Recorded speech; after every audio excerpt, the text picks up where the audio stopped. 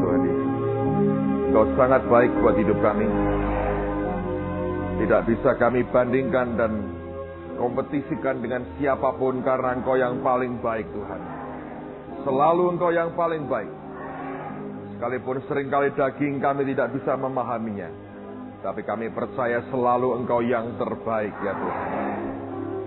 Terima kasih untuk anugerah yang luar biasa Engkau berikan kepada setiap kami. Dan pagi hari ini hamba minta dalam nama Yesus, ya Roh hikmat, wahyu dan pengertian Engkau berikan di tengah-tengah kami. Buat hati kami memahami akan perkataan-Mu ini. Berikan kesanggupan kepada hamba-Mu menyampaikan yang dari hati-Mu sendiri. Dan pengurapan Tuhan yang baru di tengah-tengah kami pada pagi hari ini. Dalam nama Yesus dan semua berkata, amin. Silakan duduk saudara. Baik, pagi ini kita akan lanjutkan. Saya harap saya selesaikan subjek tentang Ishak hari ini. Dan sedikit agak frustrasi kadang-kadang karena so much, karena terlalu banyak yang kita bisa belajar. Dan semua kita tahu sebetulnya ada bagian dari hidup Ishak ini yang merupakan simbol atau gambaran dari Yesus sendiri. Dan tapi kita akan lihat lebih jauh. Mari kita belajar, kita lihat, kita telah bersama ada beberapa poin penting yang kita bisa belajar dari orang yang bernama Ishak. Nama Ishak artinya apa saudara? Tertawa. Menarik sekali. Nama Ishak artinya tertawa. Baik, ada at least saya harap saya selesaikan semua 6 poin yang saya mau bagikan buat Anda berkaitan dengan hidup orang yang bernama Ishak ini. Yang pertama, kita tidak usah urut melihatnya, tapi saya ingin pilah-pilah menurut subjek kebenaran yang ada. Yang pertama kita akan belajar bahwa anak roh itu selalu dianiaya oleh anak daging. Ini gambaran sebetulnya ya. Bahwa daging itu selalu menganiaya akan roh itu ya. Dalam pengertian, daging selalu mencoba menekan apa yang roh inginkan. Coba lihat dalam Kejadian 21, ayat yang ke-8 sampai dengan ayat yang ke-10. Kejadian pasal 21, ayat yang ke-8 sampai dengan ayat yang ke-10. Kejadian 21 ayat 8 sampai dengan 10. Bertambah besarlah anak itu dan ia disapih. Lalu Abraham mengadakan perjamuan besar pada hari Ishak disapih itu. Pada waktu itu Sarah melihat bahwa anak yang dilahirkan Hagar, perempuan Mesir itu bagi Abraham, sedang main dengan Ishak, anaknya sendiri. Berkatalah Sarah kepada Abraham, usirlah hamba perempuan itu beserta anaknya. Sebab anak hamba ini tidak akan menjadi ahli waris bersama-sama dengan anakku Ishak. Kalau Anda baca ayat ini sepintas, Anda bisa berkata Sarah itu kejamnya luar biasa. Ya toh? Jadi Hagar ini istilahnya pelengkap penderita, ya. Kalau Anda lihat backgroundnya ya, sudah frustrasi, tidak beriman, tidak bisa punya anak. Oleh usulnya dia sendiri, Abraham suruh ambil Hagar. Setelah ambil Hagar, ternyata salah pilih. Ini perempuan sombong banget. Begitu hamil, dia anggap rendah nyonyahnya. Oke, ini juga kesalahan Hagar. Lalu kemudian dia ditekan, ditindas oleh Sarah, ditindasin. Lalu sampai kabur dan diselamatkan Tuhan lagi, kembali lagi. Sekarang Sarah sendiri akhirnya punya anak, diberi nama Ishak, artinya tertawa. Karena ketika Tuhan berjanji memberi anak, Sarah tertawa. Ya, Tuhan bilang, kenapa kamu tertawa? Dia bilang, wah, aku nggak tertawa. Iya, kamu tertawa. Dan berkata gitu. Tapi Tuhan itu sabarnya luar biasa. Diberi janji, ditertawain, tetap tidak dikutuk saudara. Tetap dibilang tertawa. Ya, supaya ingat bahwa kamu tertawa, anaknya namanya tertawa. Menarik sekali. Lalu kemudian, sekarang kalau Anda perhatikan, Ismail sedang apa dengan Ishak? Main. Tapi sebetulnya bukan main. Itu terjemahan yang agak payah sebetulnya. Bahasa Inggrisnya digunakan kata mocking. Mocking itu mencerca, mengejek, menghina. Mocking itu membuat bahan tertawaan. Tapi dalam kata itu sebetulnya ada unsur aniaya. Ya, Anda bisa bayangkan, selisih mereka itu belasan tahun loh. Ya, Ismail lahir waktu Abraham usia 86. Betul ya? Lalu kemudian baru 13 tahun kemudian Tuhan bicara dirinya El Shaddai. Itu berarti Ismail sudah 13 tahun. Nah, butuh sekian tahun lagi baru kemudian Ishak lahir. Jadi diperkirakan itu lebih dari 13 tahun jarak usia mereka. Nah, ketika disapih tentu masih kecil sekali kan, saudara ya. Ini sudah tumbuh jadi seorang remaja ini. Anda bisa bayangkan seorang anak remaja menganiaya, ngejek, mocking, mencerca, menghina, membuat jadi mainan anak kecil. Jadi tidak semata-mata salah secara total. Dia lihat itu, dia lihat ini anak tirinya yang gede ini sebetulnya menganiaya akan adik tirinya. Jadi dari sejak muda sudah ketahuan rada jahat ini orang, saudara, sebetulnya ya. Jadi itu secara lihat, sehingga dia berkata, ini tidak bisa jadi ahli waris bersama dengan engkau. Dan Sarah paksa Abraham untuk mengusir Hagar dan anaknya. Dan Abraham tidak berdaya. Dia sebel hatinya. Tuhan berkata gini, jangan sebal hatimu. Perkataan Sarah itu turuti, memang harus dipisahkan. Nanti itu juga aku jamin jadi bangsa yang besar. Tapi ini adalah anak perjanjian. Lalu dipisahkan oleh Tuhan. Nangkap saudara ya. Jadi sebetulnya ini bukan anak sedang bermain. Karena ini beda umurnya jauh sekali. Yang satu baru anak disapih, yang kedua anak sudah remaja, yang sudah disunat juga oleh bapaknya. Nah, waktu ini anak remaja ini, si kakak ini menganiaya adiknya, entah diapain kita nggak tahu. Mungkin dijegal, dibuat mainan begitu ya. Si ibu ini marah. Nah, ibu ini ibu yang powerful sekali, saudara. Nah, ini berbahaya sekali. Nah, untuk membuktikan bahwa itu aniaya sebetulnya. Kita nggak pernah ngerti separah apa. Tentu tidak terlalu parah sehingga mengancam jiwanya. Lihat di Galatia 4, ayat 29 dan ayat yang ke-30. Rasul Paulus mengkonfirmasi lebih jelas apa yang terjadi sekian abad sebelumnya yang dikutip dalam Kejadian pasal 21 tadi. Lihat Galatia 4, 29 dan ayat yang ke-30. Galatia 4 ayat 29 dan 30. Tetapi seperti dahulu, dia yang diperanakkan menurut daging, menganiaya yang diperanakkan menurut roh. Demikian juga sekarang ini. Tetapi apa kata nas kitab suci? Usirlah hamba perempuan itu beserta anaknya, sebab anak hamba perempuan itu tidak akan menjadi ahli waris bersama-sama dengan anak perempuan merdeka itu. Nah, benar kan? Itu kan mengutip peristiwa ketika Ismail menganiaya Ishak. Nah, Anda perhatikan saya dulu. Perjanjian lama itu merupakan bayang-bayang. Perjanjian baru merupakan hakikatnya atau substannya. Perjanjian lama sekali lagi itu merupakan shadow atau bayang-bayang. Perjanjian baru merupakan substance atau hakikatnya. Yang terjadi di perjanjian lama menggambarkan perkara rohani di perjanjian baru. Ya. Nah, sehingga Paulus mengutip peristiwa Kejadian 21 dengan mengatakan yang diperanakan oleh daging atau dalam daging menganiaya yang diperanakan dalam roh. Dengan kata lain, kalau Anda belajar kemarin bahwa Ismail ini hasil dari tindakan dagingnya Abraham dan Sarah yang tidak sabar menanti janji Tuhan, mereka bertindak dengan kemauan dan kekuatannya sendiri, itu merupakan sikap atau tindakan daging. Nah, itu yang melahirkan anak daging. Semua yang dari daging, lahirnya daging. Yang dari roh, lahirnya roh. Nangkap ya, saudara ya. Nah, di sini kita belajar bahwa yang dari daging selalu menganiaya yang dari roh. Dalam kehidupan kita sendiri itu terjadi. Betapa seringkali roh kita menderita oleh karena apa yang diingini daging dan akhirnya daging dapatkan oleh karena kita menyerah dengan kehendak daging. Berapa kali kita seringkali merasa teraniaya oleh karena semua godaan, tantangan, siksaan dunia yang mengerikan. Berapa kali kita mencoba untuk bertahan, menyukakan hati Tuhan. Roh kita berkata, Tuhan, aku mau Engkau disukakan. Tetapi berapa kali juga kita menghadapi realita, daging kita itu bergerak ke arah yang berlawanan. Itu merupakan siksaan yang luar biasa, saudara. Yang tidak dengan gampang kita bisa lepaskan dalam satu hari. Karena itulah Paulus berkata, I die daily. Aku mau mati setiap hari.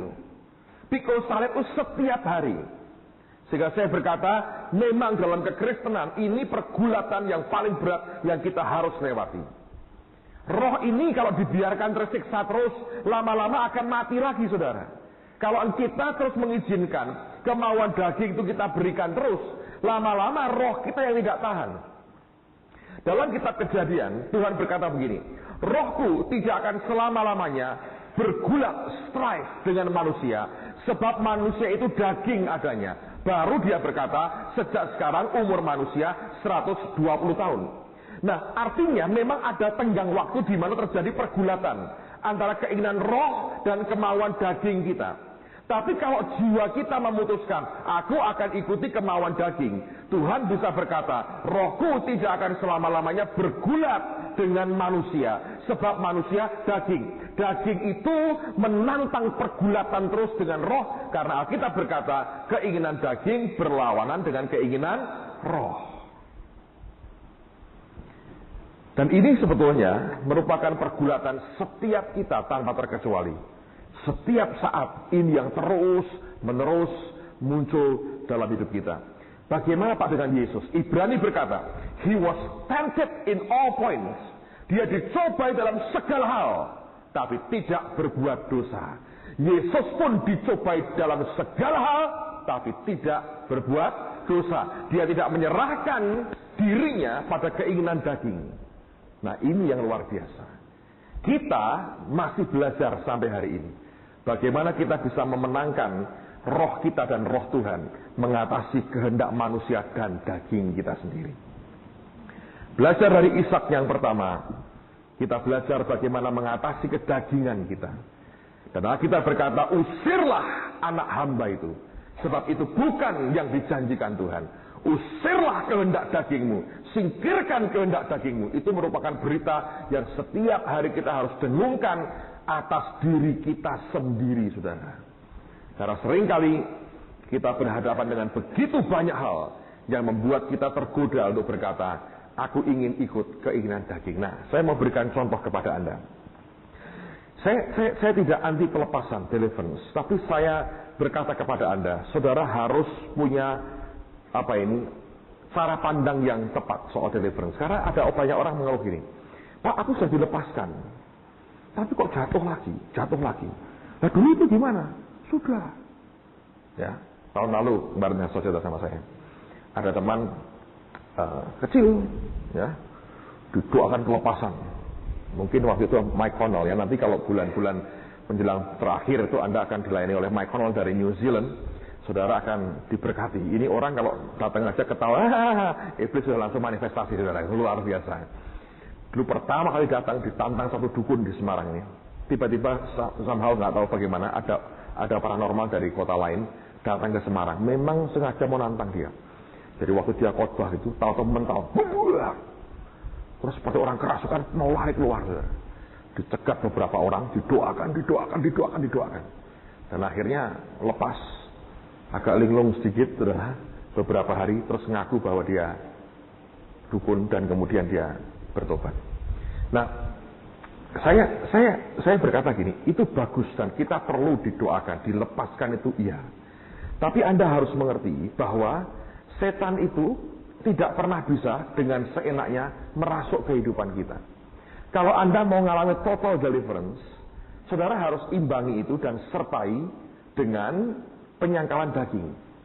Kalau tidak, itu akan on off kehidupan kita. Seringkali tanpa sadar kita mengundang sendiri. I don't know, punya stick nggak? Saya butuh ini satu. Thank you. Saya butuh volunteer satu orang. Saya pilih aja. Ini kuat ya. Oke. Bukan untuk menghajar, saudara, believe me. Setan pun tidak. Saya bisa minta tolong. Ya, bisa maju sebentar. Siapa namanya, Mas? Ya. Oke. Sorry, saya ini berat untuk ngapal nama Anda.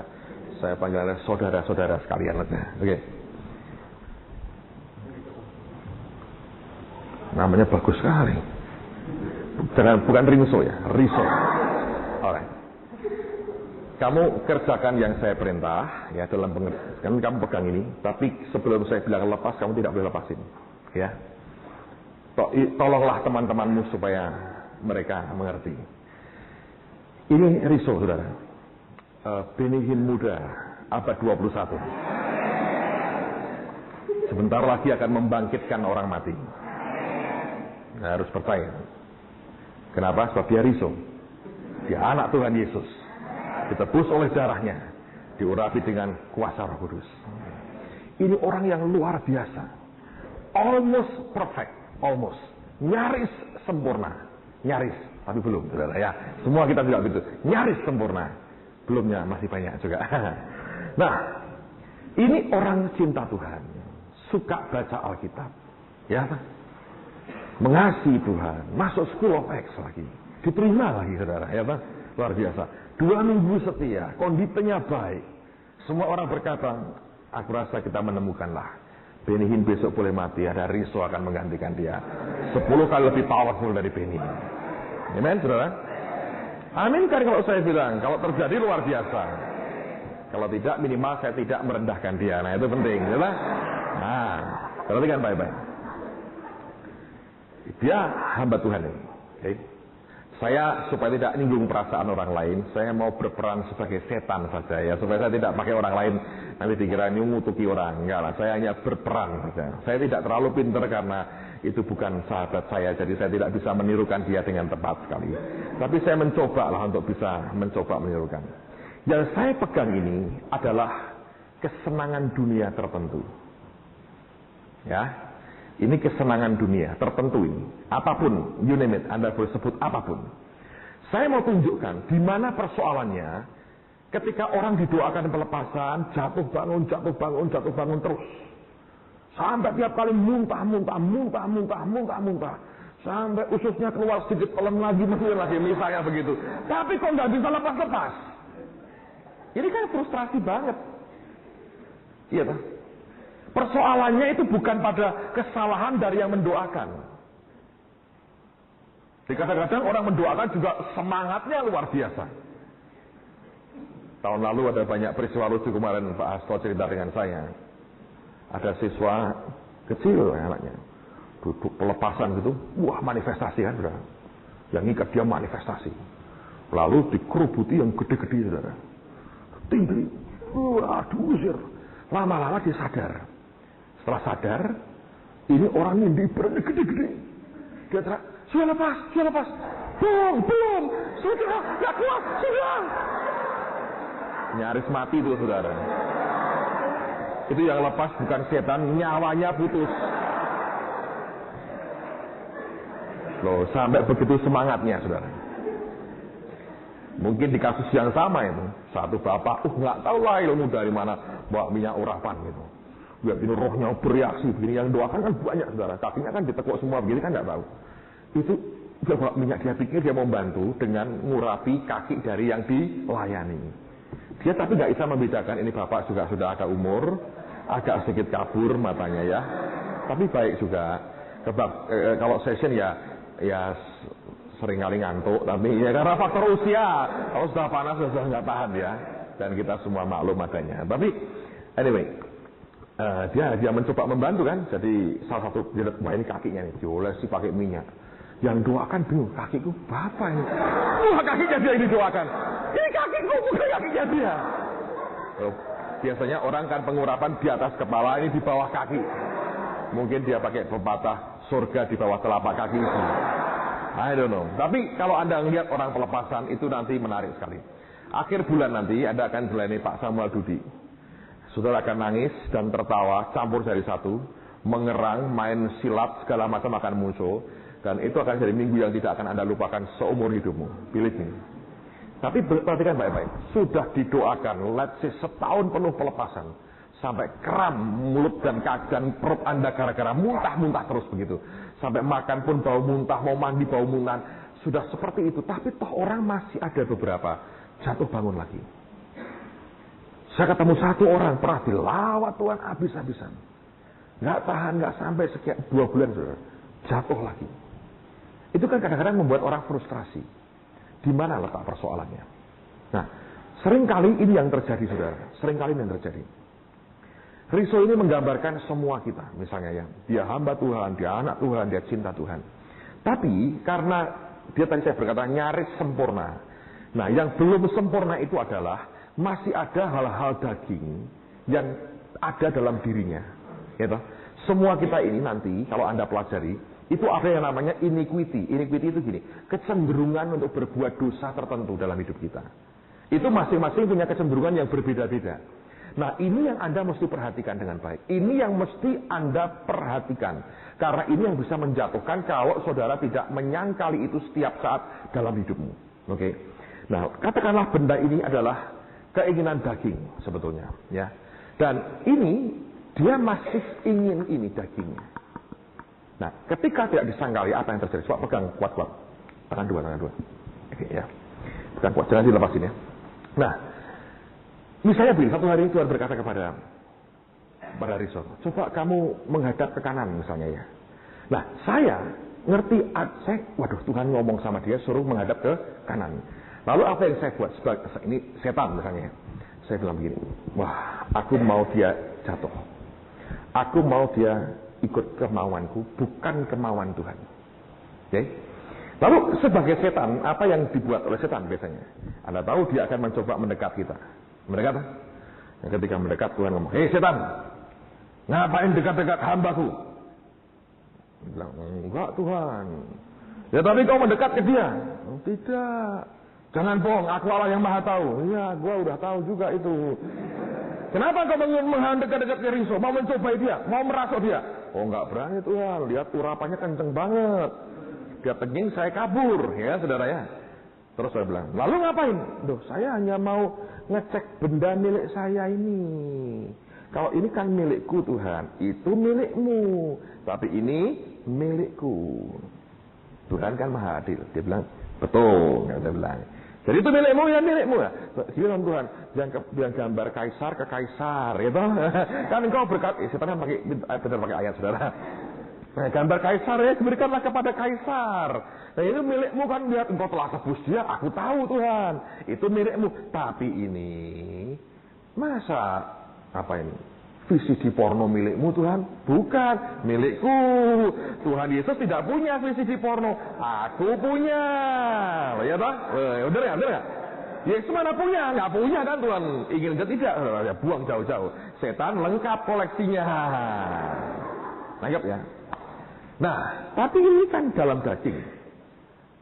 Saya nggak berkata dia masuk suka VCD porno. Ini contoh, saudara, contoh. Nah, ini kan dalam daging. Nah, lihat apa yang terjadi. Ya, katakanlah Tuhan, akhirnya setannya akan pegang. Ini barang saya. Saya berkata, jangan sentuh dia. Dia bilang, wah, aku hanya pegang milikku. Nangkap. Lalu apa yang terjadi, saudara? Tuhan berkata, coba Riso, kamu menghadap ke kanan. Kamu bawa ke kanan. Ada. Saya bilang, gua mau ke kiri ya. Gua mau ke kiri ya. Dia bilang, aku mau ke kanan. Tapi aku mau ke kiri. Anda tahu? Ini pergulatan terus seperti ini. Dia mau, aku mau rohku. Dengar Tuhan bilang. Tapi iblis berkata, aku mau ke kiri. Yang bertentangan yang Tuhan perintah. Ngerti? Didoakan pelepasan yang gak ada yang keluar. Karena saya gak di dalamnya dia lagi. Udah selesai ini 3 bulan lalu, udah muntah-muntah. Ngerti? Tapi ini persoalannya. Daging kita ini kan tidak bisa sekali dimatikan langsung terus mati. Kecuali dikincil matamu, dilumpuhkan semua, dimasukkan ICU, mati betul saudara itu. Tapi selama normal hidup nggak bisa. Dan ini akan terus seperti ini pertentangannya. Setiap Tuhan bilang ke kanan, saya ke kiri. Iblisnya. Dia berkata maju, saya mundur ke belakang. Kok bisa? Sepertinya saya mengendalikan dia. Bukan. Dia mengizinkan dikendalikan sebetulnya. Ya kan? Ini setan, ini milik saya ini. Yang dia bilang, ini milik saya. Tapi kalau dia goyangkan barangnya, badannya ikut goyang. Karena dia pegang terus, milik saya ini milik saya. Akhirnya orang berkata, iya ini miliknya setan ini. Bukan. Ini milik Tuhan. Pelepasannya sudah selesai. Yang tidak pernah selesai nyangkal dagingnya. Sampai satu hari, Riso sekolah di School of Acts. Dia melihat kebenaran ini. Dan dia berkata, kalau begitu aku sangkal dagingku. Aku tidak mau lagi barang ini. Kamu lepasin. Nah, begitu dilepas, Tuhan berkata, Riso, silakan duduk kembali. Lalu dia duduk. Berikan tepuk tangan, saudara. Dia bisa mentaati perintah Tuhan tanpa terganggu. Iblis berkata, saya mau ke sana. Dia berkata, pergilah sendiri. Bawalah sekalian barangmu. Anda bisa nangkap? Ini yang namanya Anda mesti nyangkal dagingmu di sini. Yang dunia dan setan tawarkan ini Anda mesti lepasin. Itu keputusan. Dan memang perlu anugerah kekuatan Tuhan. Tapi itu decision harus Anda ambil. Gak bisa nggak? Kalau Anda masih mau pegang ini, bahkan hanya sesekali, iya. Pas dipegang, diseret, saudara. Kapan aku bisa lepasnya, Pak, kalau begini caranya? Ya jangan sentuh lagi barangnya. Kalau ini bisa dimengerti, hidupmu merdeka, saudara. Tapi kalau barang ini tetap Anda mau pegang, sampai kapanpun, jungkir balik seperti apa, tidak bisa nolong banyak, saudara. Nah, saya harap Anda paham betul akan hal ini. Karena kalau ini tidak dimengerti dengan baik, kita akan frustrasi. Kita bisa berkata, Tuhan berdusta. Tuhan bohong. Katanya melepaskan aku. Nyatanya seperti ini lagi. Nah, kadang-kadang dalam memutuskan berkata tidak, kalau engkau sendiri tidak berdaya, datang ke orang lain, tolong aku. Yang Anda yakin Anda bisa percaya orang itu, doakan aku. Supaya Tuhan berikan kekuatan. Lalu Anda jaga pergaulanmu. Ya kan? Bergaulnya mesti benar. Dengan orang-orang yang Anda tahu. Dialah orang-orang yang akan memberikan Anda kekuatan rohani yang benar. So, hal yang pertama yang kita bisa belajar hari ini adalah daging selalu menganiaya roh. Saudara perlu belajar untuk melepaskan dari semua itu. Yang kedua, ini yang Anda harus perhatikan. Saya belajar bahwa daging selalu muncul mendahului roh. Seperti apa gambarannya? Coba lihat dulu Ibrani 9 ayat yang ke-8. Ibrani 9 ayat yang ke-8. Ibrani 9 ayat yang ke-8.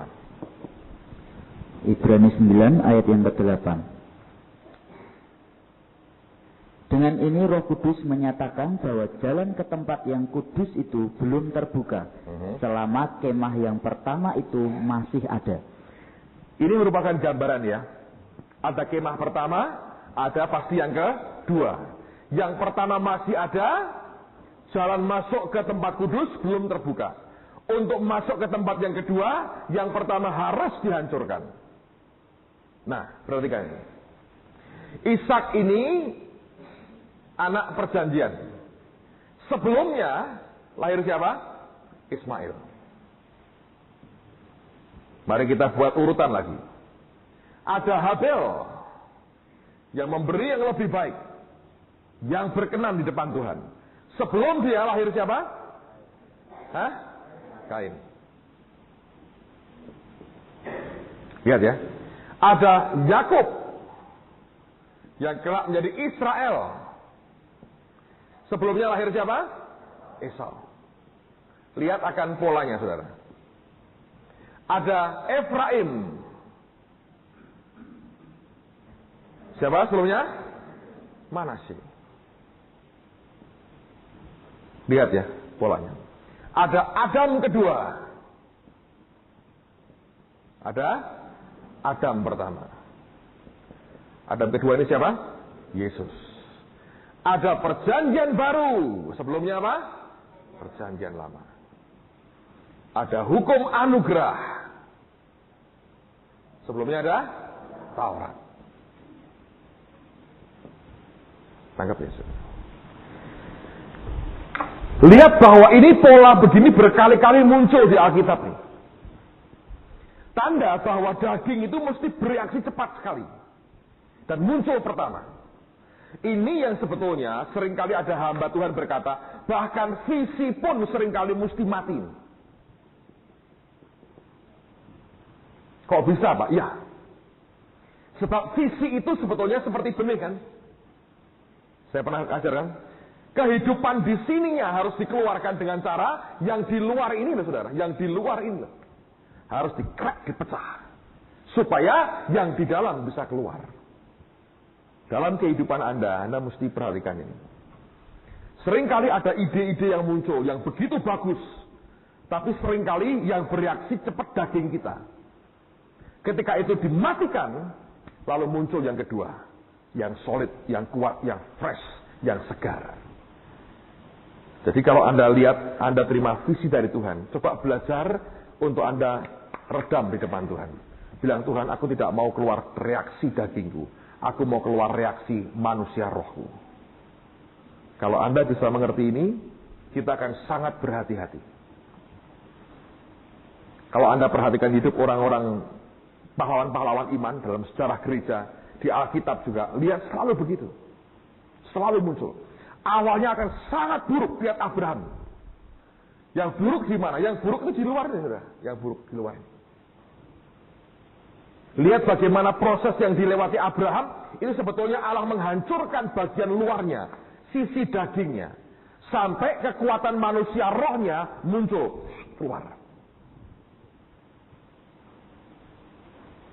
Kalau Anda bisa paham ini, nanti dalam prosesmu dengan Tuhan Anda bisa mengerti.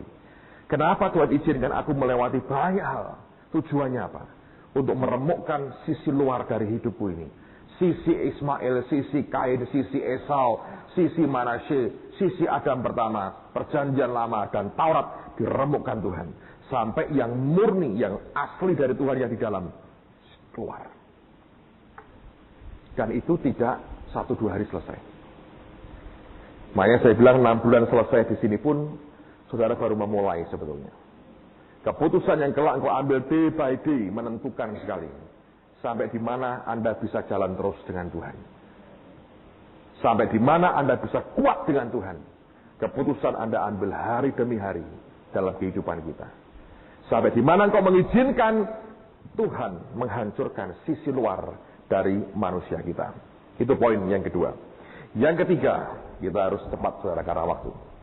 Poin yang ketiga. Mari lihat Kejadian pasal 22 ayat 1 sampai dengan ayat yang ke-8. Kejadian 22 ayat 1 sampai dengan ayat yang ke-8.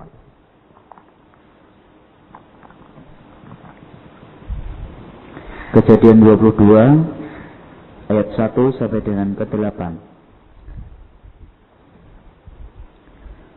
Setelah semuanya itu Allah mencoba Abraham. Ia berfirman kepadanya, Abraham. Lalu sautnya, ya Tuhan, firman-Nya, ambillah anakmu yang tunggal itu yang engkau kasihi, yaitu Ishak, pergilah ke tanah Moria dan persembahkanlah dia di sana sebagai korban bakaran pada salah satu gunung yang akan kukatakan kepadamu. Keesokan harinya, pagi-pagi bangunlah Abraham. Ia memasang pelana keledainya dan memanggil 2 orang bujangnya beserta Ishak anaknya. Ia membelah juga kayu untuk korban bakaran itu. Lalu berangkatlah ia dan pergi ke tempat yang dikatakan Allah kepadanya. Ketika pada hari ketiga Abraham melayangkan pandangnya, kelihatanlah kepadanya tempat itu dari jauh. Kata Abraham kepada kedua bujangnya itu, tinggallah kamu di sini dengan keledai ini. Aku beserta anak ini akan pergi ke sana. Kami akan sembahyang. Perhatikan, dia berkata, kami akan apa? Sembahyang. Terusin. Sesudah itu kami kembali kepadamu. Lalu Abraham mengambil kayu untuk korban bakaran itu dan memikulkannya ke atas bahu Ishak anaknya. Sedang di tangannya dibawanya api dan pisau. Demikianlah keduanya berjalan bersama-sama. Lalu berkatalah Ishak kepada Abraham ayahnya, Bapa, saut Abraham, ya anakku, bertanyalah ia. Di sini sudah ada api dan kayu. Tetapi di manakah anak domba untuk korban bakaran itu? Saut Abraham, Allah yang akan menyediakan anak domba untuk korban bakaran baginya anakku. Demikianlah keduanya berjalan bersama-sama. Nah, saudara sekalian perhatikan ya. Kalau Anda mempelajari beberapa ilmu dalam pelajaran Alkitab, ada yang orang menggunakan istilah ilmu menafsir Alkitab secara benar. Itu dikenal dengan istilah hermeneutik.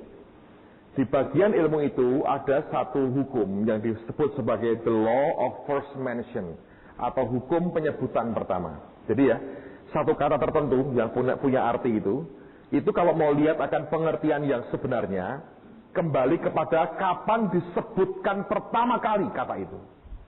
Ya. Nah, menarik di sini, Abraham ketika Tuhan berkata begini, korbankan anakmu yang kau kasihi. Anda harus lihat ini.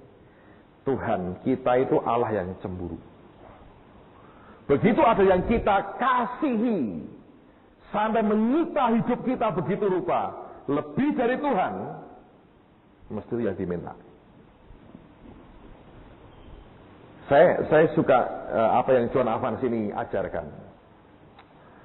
Beliau berkata begini, tidak ada taburan yang dijamin menuai oleh Tuhan, kecuali taburan yang khusus, yang disebut sebagai precious seed, atau benih yang bernilai atau yang berharga, yang precious. Itu baru dikatakan pasti pulang membawa akan berkas-berkasnya. Orang yang menabur dengan taburan yang precious, itu pasti pulang membawa berkas. Tidak ada di dalam Alkitab ini jaminan kalau kamu nabur pasti.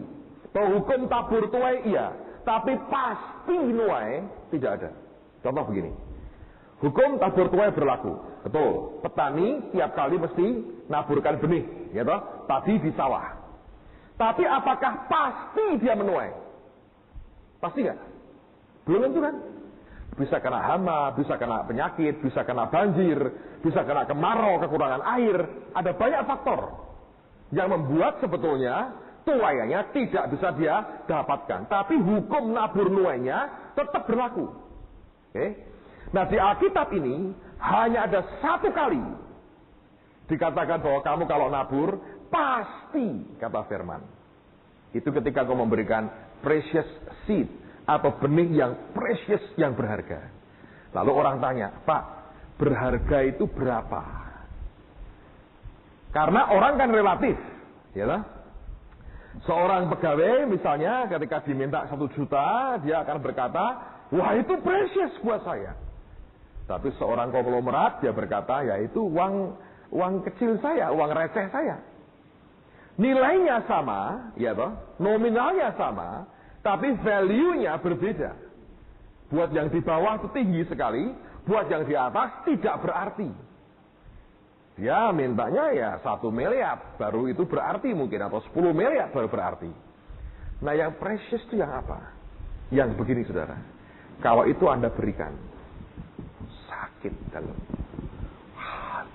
Anda berkata, jikalau mungkin Tuhan, kiranya ini hanya mimpi di siang bolong.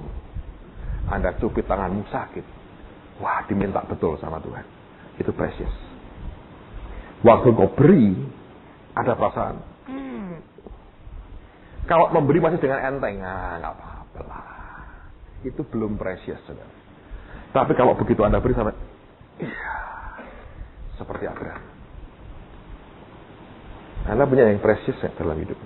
Oh, nggak punya, Pak, bohong. Mungkin sebetulnya bukan uang. Oh, buku, Pak. Ini precious.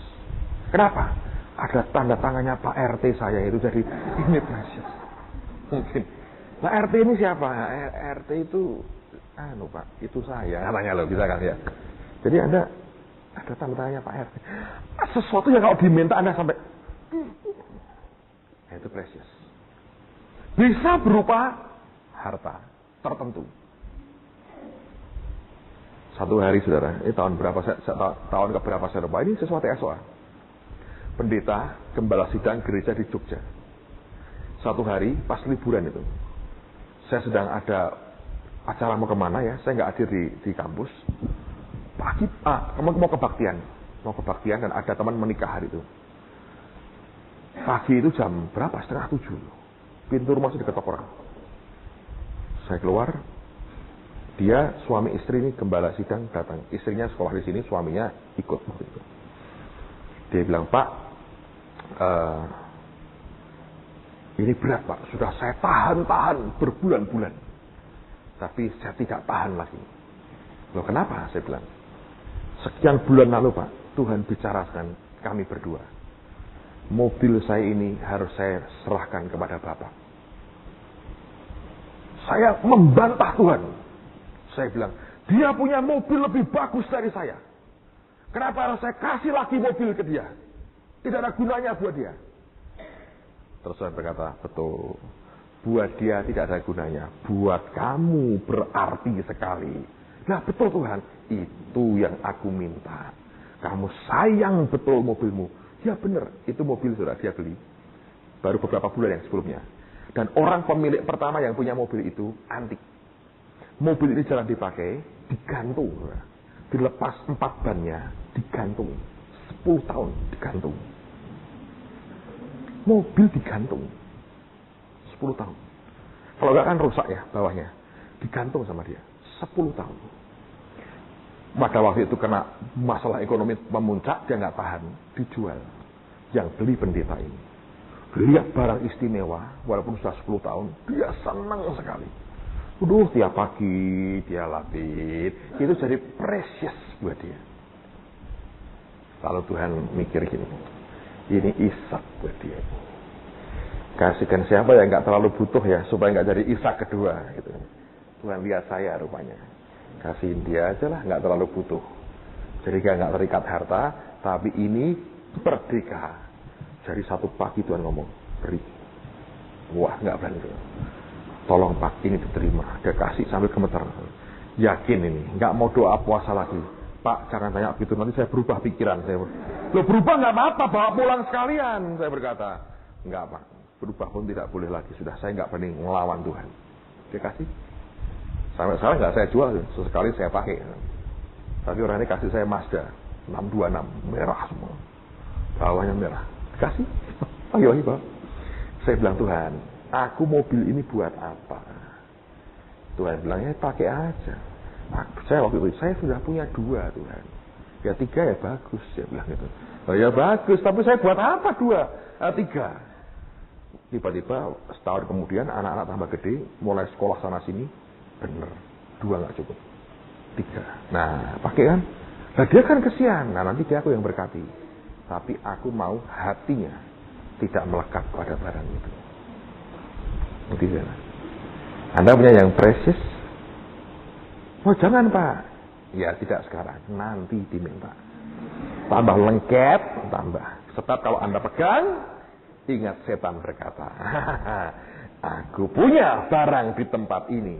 Itu kalau setiap Anda pegang, jadi berhala buat itu. Tidak. Abraham mengasihi Ishak. Bayangin, ditunggu bertahun-tahun, dia lahir ini anak. Anda bisa bayangkan. Lalu Ismail diusir, cuman ini yang dia punya. Makanya saya yakin begini saudara. Ini keyakinan pribadi ya saudaranya. Abraham setelah Sarah mati kan kawin lagi. Namanya siapa istrinya? Keturah. Punya anak nggak saudara? Hah? Punya. Dari sudah tidak berdaya, loyo, secara fisik ya, ketemu El Shaddai, kuat lagi dia. Langsung 20 tahun lagi umurnya saudara. Sarah mati, dia kawin lagi dan punya anak lagi. Luar biasa tuh. Tuhan kalau menyembuhkan, memulihkan itu luar biasa tuh. Roh jiwa tubuh, boom, dimodifikasi, assembling baru keluar. Jadi mati itu masih kuat. Itu kalau tega tuh ya, nanti Keturah kalau mati ya dia mungkin kawin lagi. Kenapa kok nggak ketika Sarah masih hidup? Tidak berani dia. Ini istri kuat. Dia bilang nggak berani. Hagar kan karena usul istrinya langsung dia bilang, yes kamu istri baik. Nggak tahunya lahirnya Ismail kan saudara. Tapi ketika Sarah mati masih kuat. Dan Tuhan kalau memberi kekuatan nggak nanggung-nanggung saudara.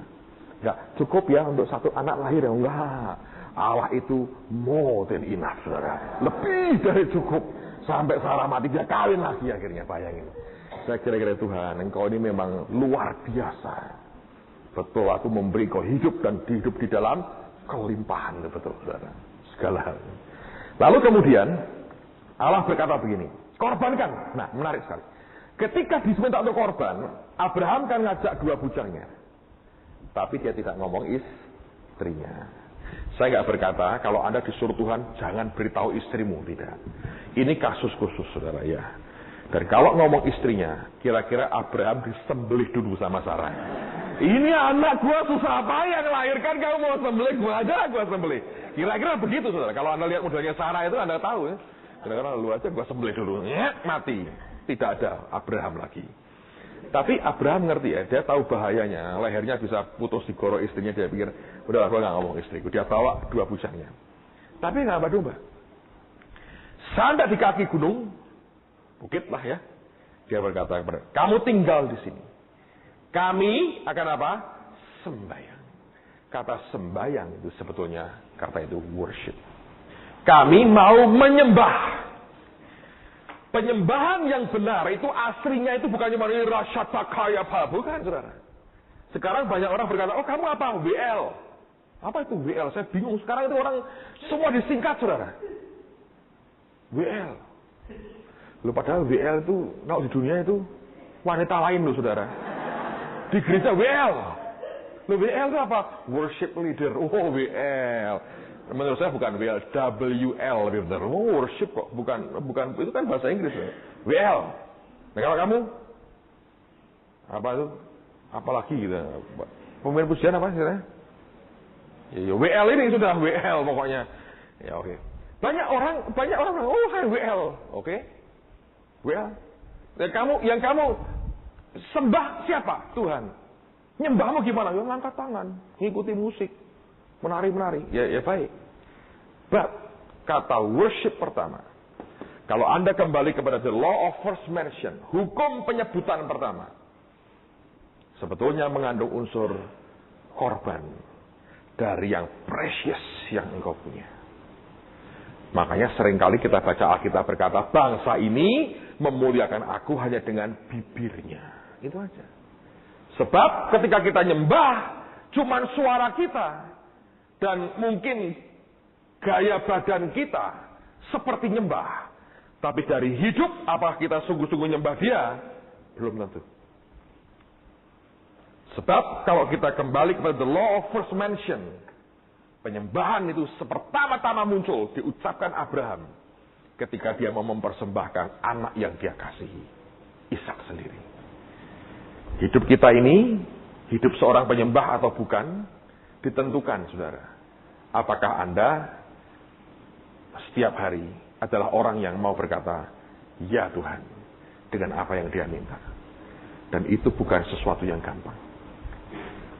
Karena itu kemarin saya berkata, kalau Anda tidak mau mulai dengan mengembalikan perpuluhan, saudara tidak akan bisa sampai ke titik ini. Karena baru perpuluhan aja Anda sudah tawar-menawar dengan Tuhan. Dan saya pikir Tuhan ya repot ya kalau setiap kali harus suruh ngambilin sepatumu kayak yang saya alami kemarin itu kan repot ya. Dia bukan kolektor sepatu kan, saudara. Tapi saya katakan kalau Anda tidak mau melatih dirimu belajar takut akan Tuhan, kata firman.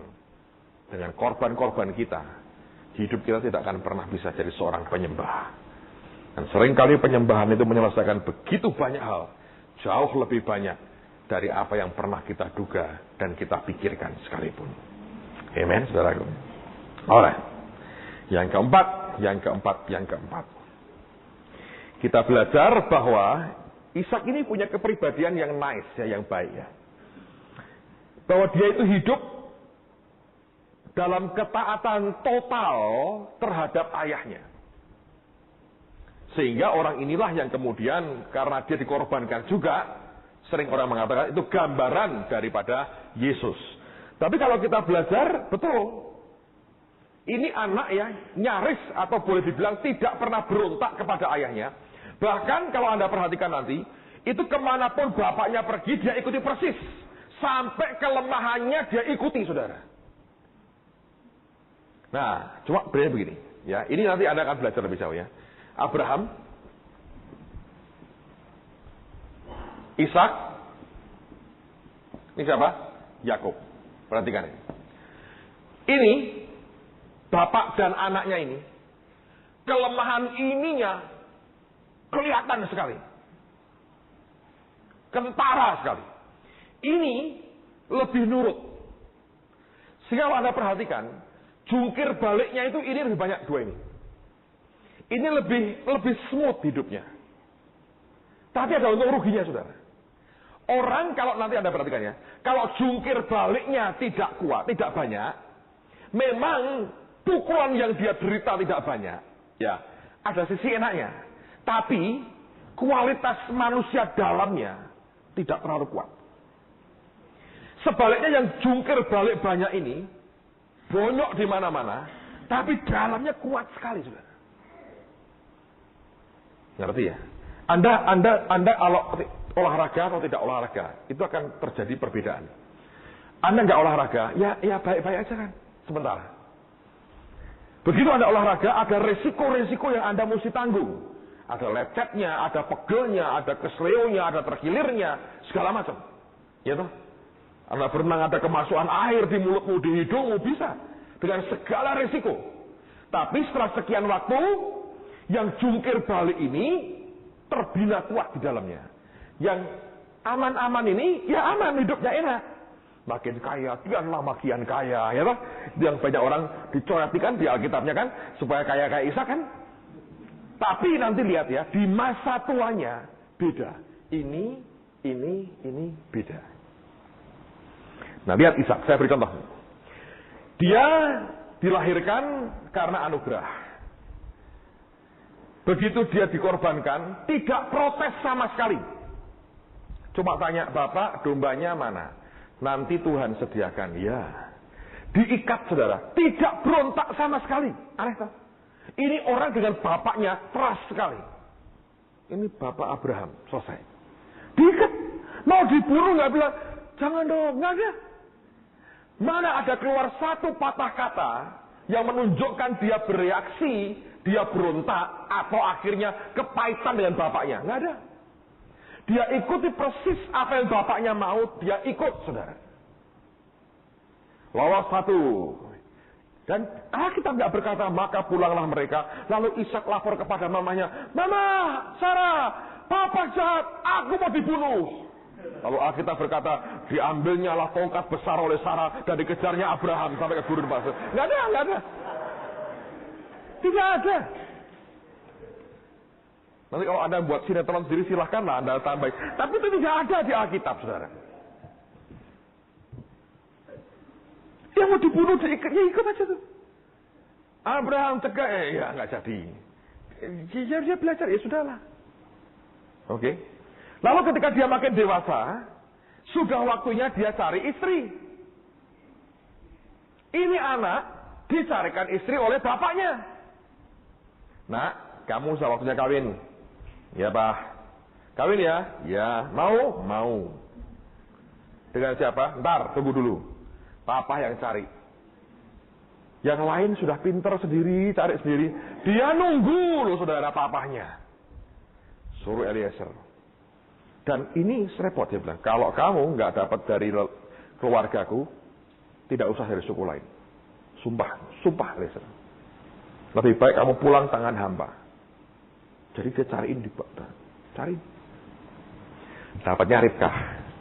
Oke, nanti kalau Anda belajar ini pribadi yang menarik juga di Alkitab ini. Tesnya oleh Eliezer. Kalau Anda mau ngelihat, Yesus kan gambaran dari Yesus. Ishak kan gambaran dari Yesus.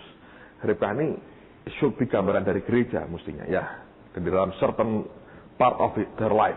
Beberapa bagian dari hidupnya. Anda mesti roh Holy Spirit tes hatinya. Sebelum disatukan dengan Ishak. Baca di Alkitab. Interesting sekali. Lalu kemudian dibawa. Ishak ini respect sekali. Lihat Ribkah lihat Ishak, dia tutup cadarnya. Terus kemudian bapaknya bilang, kawin ya sama ini ya. Ya Pak, kawin. Enak lah. Ini anak nurut sekali. Tidak ada goncangan. Ini melewati Hagar segala macam. Ini sekaligus dua. Dan buat rebutan istrinya. Belum gundeknya segala macam. Ini ribut. Berat, jelek. Ini juga jelek keluarnya. ini tuh nice. Very nice. Orang baik-baik, kaya lagi. Baik. Jadi Tuhan juga dengerin ya. Tuhan tuh kalau nggak perlu juga nggak suka main hajar sama kita. Oke. Tapi kalau perlu, oh ya dia cukup sabar untuk berapa ronde dia layani, saudara. Mau apa? Iya kan? Tapi ini gini, kalau Anda berkata, aku mau Ishak aja lah, pokoknya nurut. Anda tidak boleh juga nolak didikan Tuhan. Sebab kalau engkau tidak dididik Tuhan, nanti ketika tambah umur, itu tidak, kematangannya itu mantap. Nggak sempurna. Ya. Carikan istri. Nah, sekarang lihat. Dia gali sumur aja. Yang digali itu sumur yang pernah digali bapaknya. Coba baca hasil.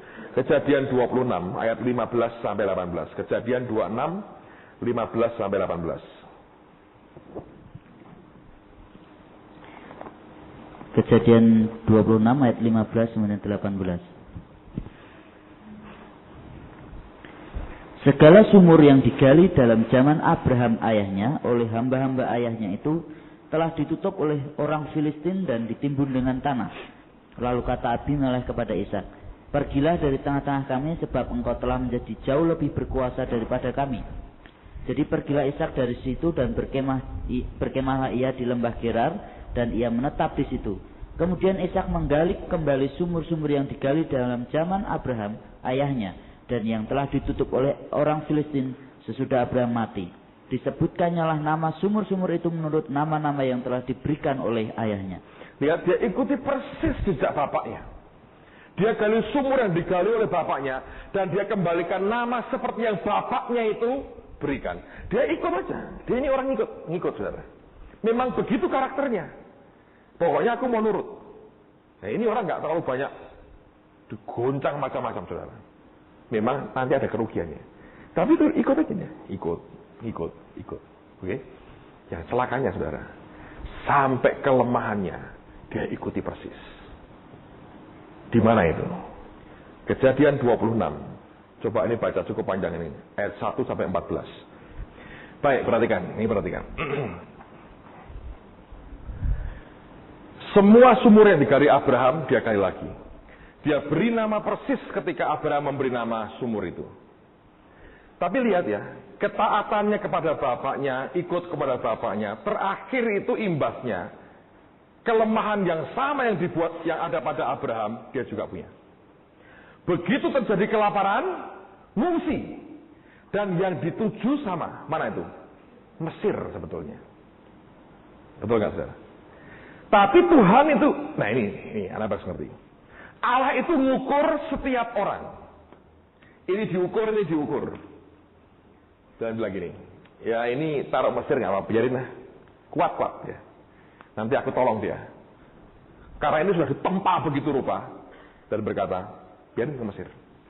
Di Mesir, itu sudah mau diambil. Salah. Ya kan? Tapi Ishak terlalu soft orangnya. Terlalu lembek. Kalau ke Mesir, hilang betul ini istrinya. Oleh Tuhan diputar, suruh kemana?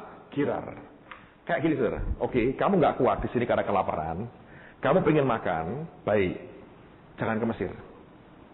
Saya yakin, Alkitab berkata, dia tidak pernah mencobai atau menguji kita, melebihi apa? Kekuatan kita. Itu benar, Anda harus pegang itu. Tuhan tidak pernah menguji kita lebih dari kekuatan kita. Right? Abraham diizinkan sampai ke Mesir, dan dia tolong. Itu pun masih belum bertobat. Tapi Ishak ketika akan juga ngarah ke Mesir, kayak bapaknya dulu, saudara. Tuhan mengintervensi dia. Saya percaya begini, dia ngerti ini tidak sekuat bapaknya ini. Dia memang nurut, karena nurut itulah tidak terlalu banyak masalah. Tapi kekuatan batiniahnya nggak terbina bagus. Dia nggak cukup kuat ngadepin Mesir. Taruh di Gerar. Nah, Anda harus mengerti. Negeri Gerar pada waktu itu adalah negeri yang menjunjung tinggi moralitas. Kalau Anda baca jelas itu, Raja berkata, kalau terjadi perzinahan, itu kesalahan. Mesir itu negeri yang amoral. Gerar waktu itu daerah yang menjunjung tinggi moralitas. Sampai raja berkata, perzinahan itu suatu kesalahan. Allah mengerti kalau ini tak taruh di Mesir, dia pasti akan hancur. Karena itu ditaruh di tempat yang lebih soft, yang lebih lunak sebetulnya. Di mana? Gerar. Anda nangkep kebaikan Tuhan ya. Jadi Allah itu mengukur kekuatan masing-masing kita. Makanya jangan suka maksa orang lain sama dengan kita. Beda. Karena itu jangan punya hobi menghakimi orang lain. Oke? Nah, Ishak ditaruh di Gerar. Sampai di sana, kelemahan yang sama dia punya. Dia ngomong sama Ribka, kalau ditanya orang, bilang kita saudara. Rupanya takut matinya sama dengan bapaknya, saudara. Like father, like son. Sebagaimana ayahnya, demikian juga anaknya. Ribkanya ya ikut aja, saudara. Nah, kali ini belum sampai mau diambil orang, sudah ketahuan raja. Wah, ini suami istri nih. Anda bisa belajar nih. Saya kalau lihat ini, saudara, Tuhan itu ajaib sekali. Dia mengukur kekuatan kita. Nah, kalau ini, Yakub, dia berkata, harus topnya penipu, Laban. Sebab penipu kan, harus carikan rajanya, tukang tipu. Biar saling tipu menipu, Laban. Ini bantingannya kuat memang betul. Memang luarnya terlalu keras gitu ya. Sampai akhirnya Laban tidak mempan mendidik dia. Tuhan turun sendiri, gue berantem lah sama dia. Dilihat di seluruh dunia tidak ada orang yang bisa ngerjain dia, melembutkan dia. Dia berkata, gue turun sendiri lah, gue berantem lama gak berantem sama Lucifer, gue sikat lah. Gitu aja masih menang loh saudara. Sampai menjelang fajar mau ditinggal, saya nggak boleh, berkasih aku dulu, dia sikat pangkal pahanya. Baru nama Yakub berubah jadi Israel. Nanti kalau Anda belajar interesting sekali. Jadi sampai frustrasi, udah dikasih Laban menang, kasih ini menang, gua sendiri lah namanya. Sudah lama pegel dengan Lucifer, terlalu lama, udah gua sikat aja nih orang. Bayangin, sampai Tuhan campur tangan sendiri. Tapi ini soft orangnya. Ya dia nurut. Baik kan, Itirah pinter. Dia tinggal ngikutin warisannya Abraham. Aman. Dia bukan seorang petualang rohani. Dia ambil sisi amannya. Nah, di sini kita belajar. Allah itu baik dan sangat baik. So good. He is so good. Anda diuji masing-masing berbeda-beda. Anda ditempa dengan cara berbeda-beda. Karena background kita juga berbeda-beda. Nah, tapi memang betul kita harus mengakui. Kalau Anda kurang dididik, nanti manusia batiniahmu tidak akan solid dan tidak akan kuat. Dan yang menarik, Alkitab berkata, di tempat itulah Ishak menabur. Dan dalam tahun itu juga, dia nuai 100 kali ganda. Sebab kuncinya dia diberkati oleh Tuhan. Kalau Abraham dibiarin sampai ke Mesir. He went down to Egypt, biarin. Karena berkata perlu 2 kali ini orang untuk bertobat. Yang ini taruh di Gerar saja. Mirip tapi tidak sama. Lingkungannya tidak sesadis di Mesir. Amen, saudara. Di Gerar orang junjung tinggi moralitas. Kita lompat lagi ya, kita gerak lagi supaya selesai. Nah, poin yang kelima. Hal yang kelima yang kita mau belajar tentang orang yang bernama Ishak. Ada satu kelemahan lagi yang dia bawa sampai pada masa tuanya. Dan ingat ya, saya berkata ulang-ulang. Kalau Anda tidak cukup dididik Tuhan, ya, itu soft sekali. Saya terus terang berkali-kali dulu saya mengucapkan ini di gereja. Saya bilang dengan teman-teman, saya bilang, bagian yang terbaik dari gereja ini, saya berkata, sudah saya makan.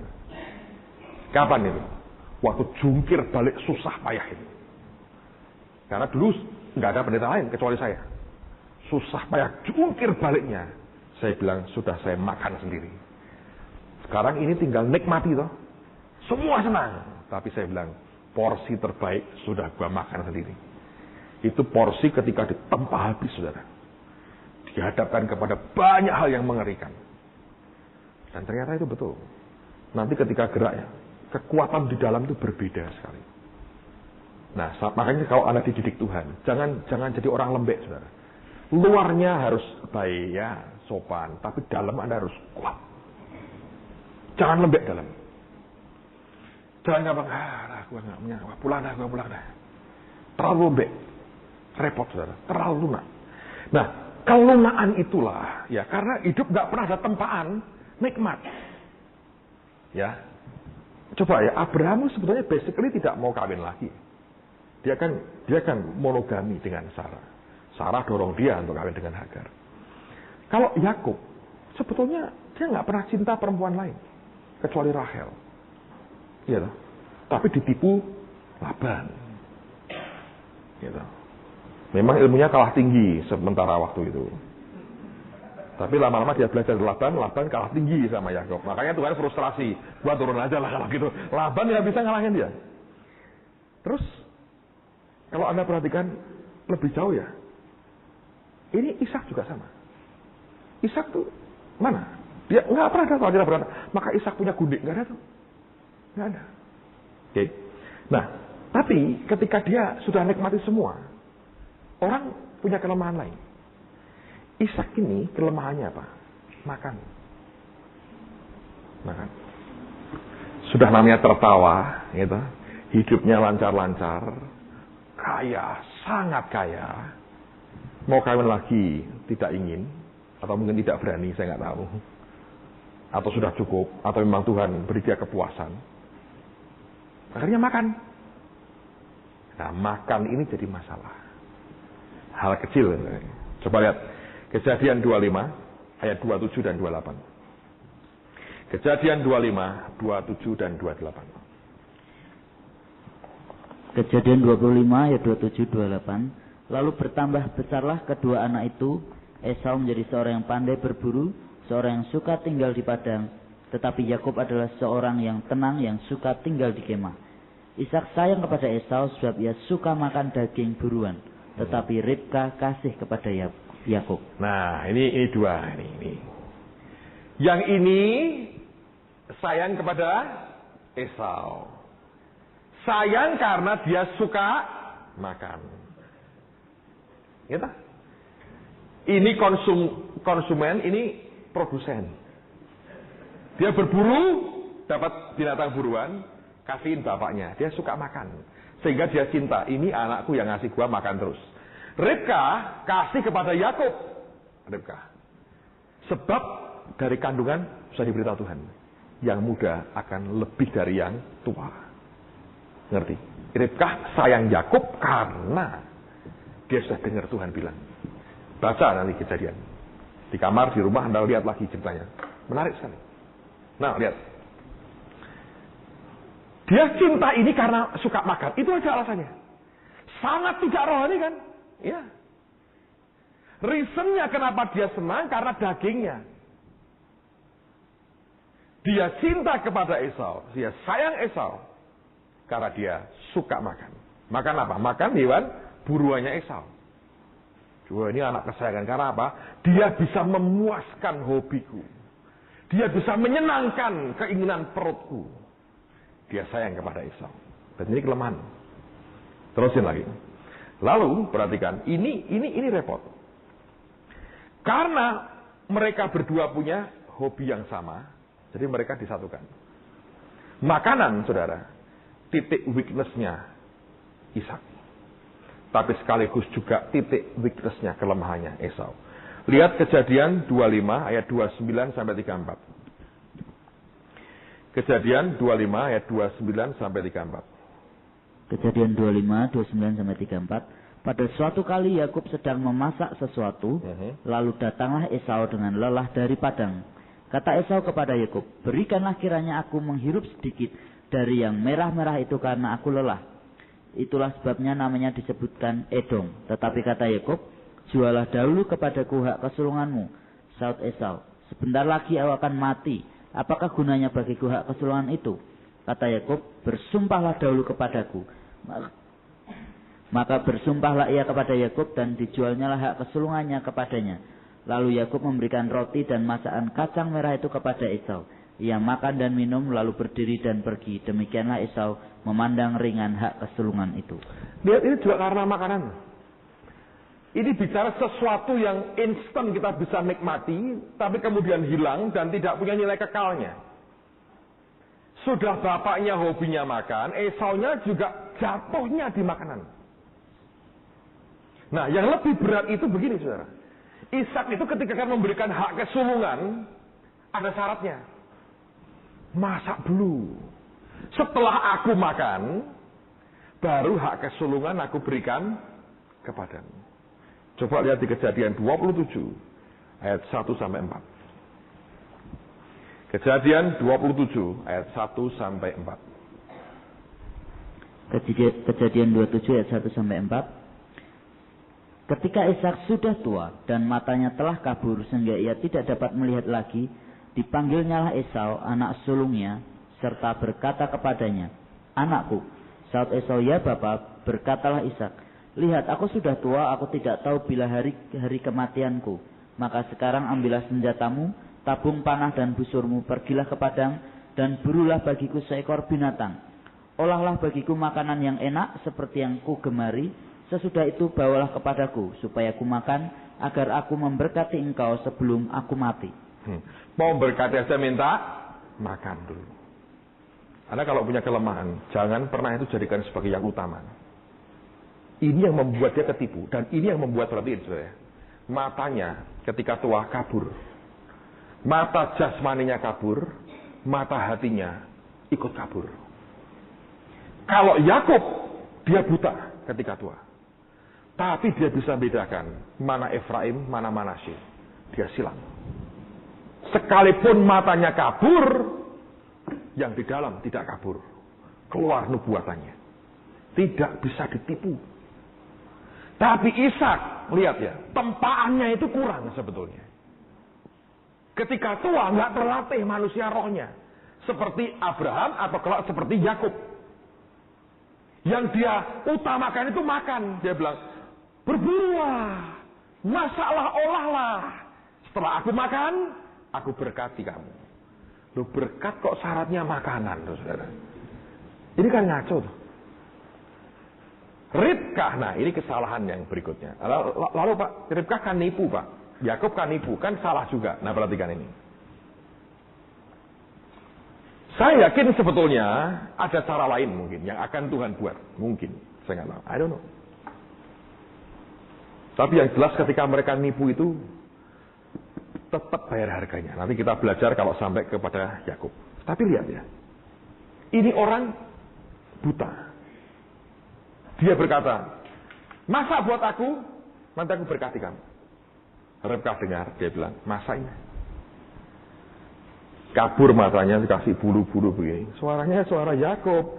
Tapi ini kok Esau badannya. Tapi pertimbangan utamanya bukan keraguannya, tapi perutnya. Ya udah, gue makan dulu dah pokoknya. Makan, wah ini enak ini. Ya, karena sudah puas, turunkan berkatnya. Saudara, kalau Anda jadi orang rohani, jangan nilai, jangan ukur segala sesuatu dengan yang jasmani. Kalau engkau mengukur semua dengan dasarnya like and dislike, engkau suka atau tidak suka secara dagingmu, rugi saudara. Dan selalu keputusan salah akan kita ambil. Ya, orang ini lemah dalam urusan makanan. Tertipu dia sebetulnya karena soal makanan. Oke. Yang terakhir soal Ishak sebelum kita selesai.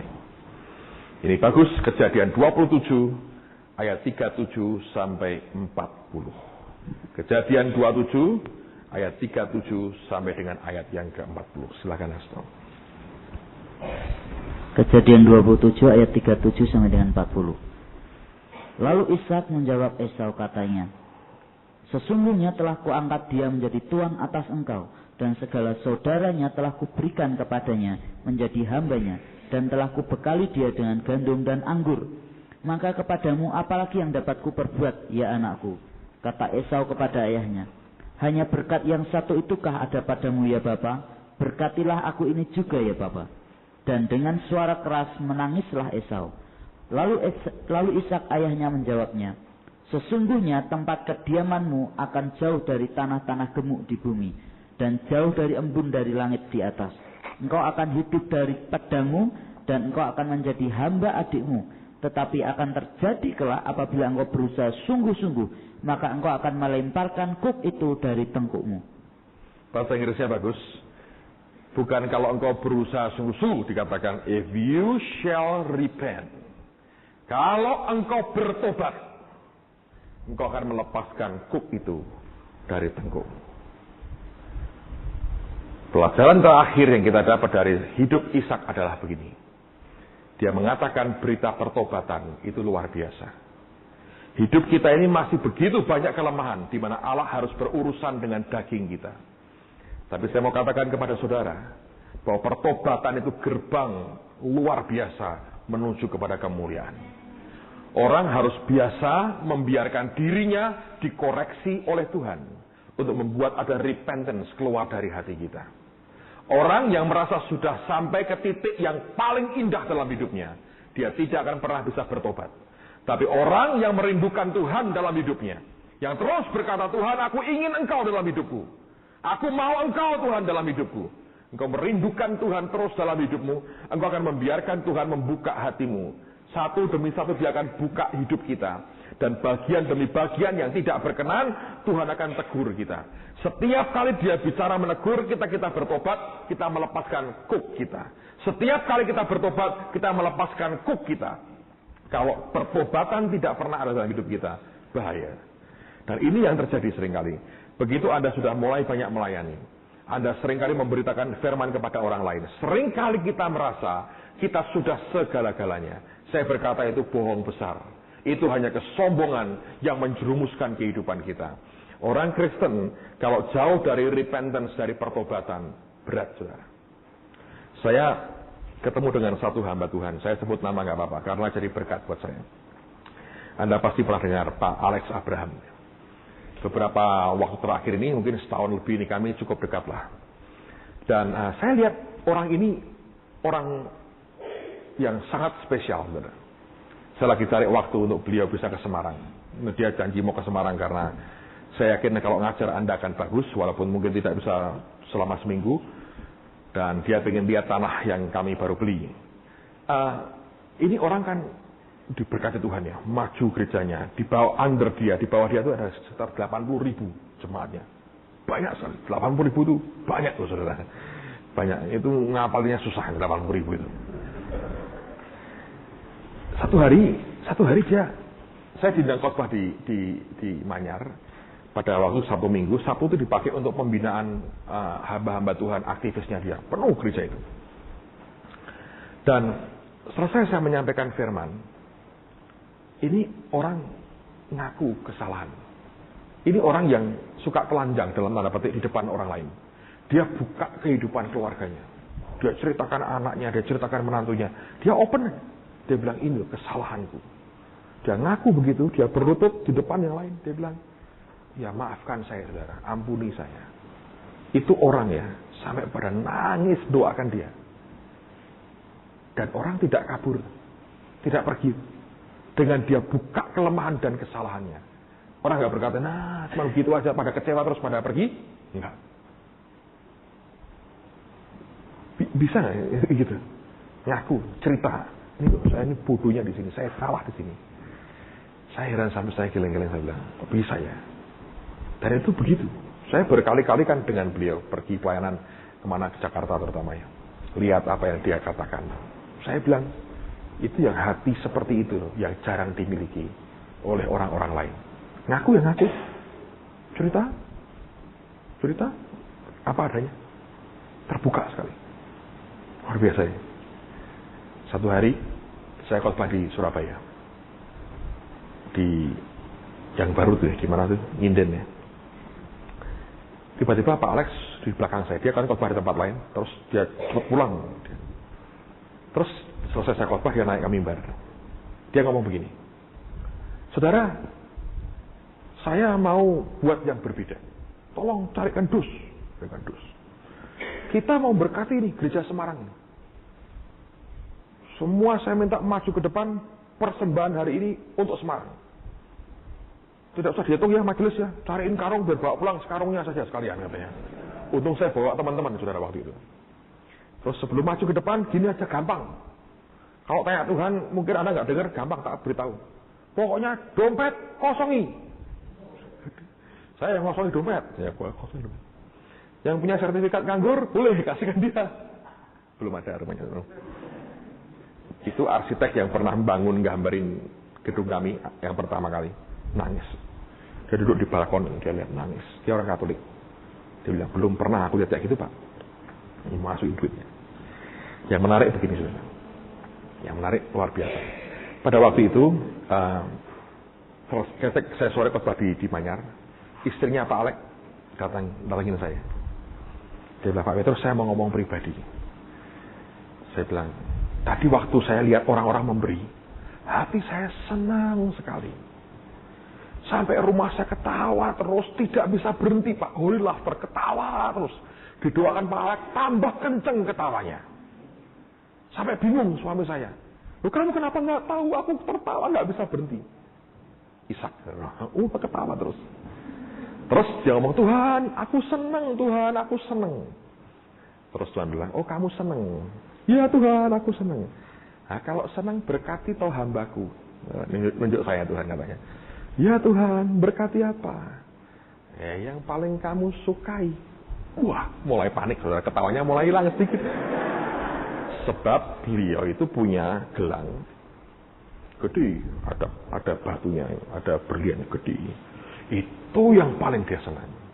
Terus dia ngomong, saya pura-pura nggak tahu Pak, saya tawarkan yang lain. Ini Tuhan, bukan. Kamu nggak terlalu paling senang. Ini Tuhan, itu juga yang bukan kamu paling senang. Yang kamu paling senang. Wah, bergumul. Lama-lama ketawanya hilang. Tapi dia bilang, ya udah saya beri. Jadi malam itu dia bilang, Pak, ini saya mau nurut dengan Tuhan. Dia berikan barang itu saya terima. Waduh, kena gravitasi bumi. Langsung kena gravitasi bumi itu tidak bisa gini saudara. Saya bawa di Alkitab tuh, gini jalan saya karena gravitasi bumi, saudara. Saya khotbah dengan beban berat di tangan saya karena gravitasi bumi, daya tarik bumi terus, saudara. Sampai di hotel, kan berat. Saya bilang, ini apa sih kok daya tarik buminya kok kencang sekali? Saya buka itu, waduh, nggak tahan. Saya pakai kacamata hitam saya baru bisa lihat karena silau saya, saudara. Dia ngomong, tolong ini bapak nggak bisa pakai, istri bapak bisa pakai. Saya bawa saudara sampai Semarang, istri saya pakai langsung begini deh. Jadi jarang dipakai karena bisa membuat dia begini. Saudara. Dan harus pakai kacamata hitam kalau ketemu istri saya kalau lagi pakai begitu. Terlalu silau, saudara. Wah, tapi pertobatan itu kunci yang luar biasa. Orang kalau mau dididik Tuhan, dibangun oleh Tuhan, dibentuk oleh Tuhan, hasilnya akan luar biasa. Saya percaya, kalau Anda belajar, ikuti ini. Izinkan Tuhan tempa kita. Tetap kita mengerti, Dia tidak akan mencobai kita, menguji kita di atas kekuatan kita. Sebentar kita break. Setelah break, ada acara tanya jawab. Ya, kami bertanya, Anda menjawab. Amen. Mari berdiri sama-sama. Masih relevankah kita nyanyi Yesus Kekasih Jiwaku? Alright. Biar minggu ini temanya Yesus Kekasih Jiwaku. Alright. Dengerin baik-baik. Ini kelas luar biasa. Semua yang ngajar memberi respon baik sekali. Bu Elis senang sekali. Dan saya rasa sudah diceritakan kepada saudara. Sebetulnya dari awal Anda perhatiin ya, Pak Bekti itu sakit baru di kateter jantungnya. Dan mau dibatalkan. Tapi dia sadar, aku mesti masukkan input lah kepada Anda. Jadi dia paksakan dirinya ngajar sambil duduk. Bu Elis itu demam tinggi malam sebelumnya. Dan kami sudah berpikir untuk mesti diganti orang. Karena Selasanya kan harusnya doa di radio. Dia tidak bisa datang. Gimana setelah Selasa malam masih sakit, Rabu pagi ngajar kita. Tapi dia memang tidak membatalkan. Dia bilang, aku merasa ada kasih yang besar sekali untuk Anda. Saya yakin banyak hal yang luar biasa. Beliau berkata, dari antara kita banyak orang dipakai Tuhan. Kalau Yesus jadi kekasih jiwamu. Tapi kalau barang-barang itu jadi kekasih jiwa saudara, tidak ada jaminan. Saya berdoa semua kita hidup dalam anugerahnya. Nah, jawab dengan baik, karena ini hanya masalah biasa. Ini soal tanya jawab biasa, dan itu jawaban-jawaban biasa yang dengan gampang Anda akan berikan. Mungkin sambil ngigau Anda bisa ngisi lah. It's very easy. I believe me, it's very easy. Dan Henry Jones juga sangat murah hati. Saya lihat soalnya Anda mungkin sambil ketawa-ketawa, sambil tutup mata, Anda bisa lihat dengan gampang lah. Ini soal tanya jawab biasa. Coba ngomong kepada sebelahnya, ini cuma adalah tanya jawab. Tidak usah tegang, tanya jawab biasa. Amen. Yesus kekasih jiwaku. Yesus kekasih jiwaku.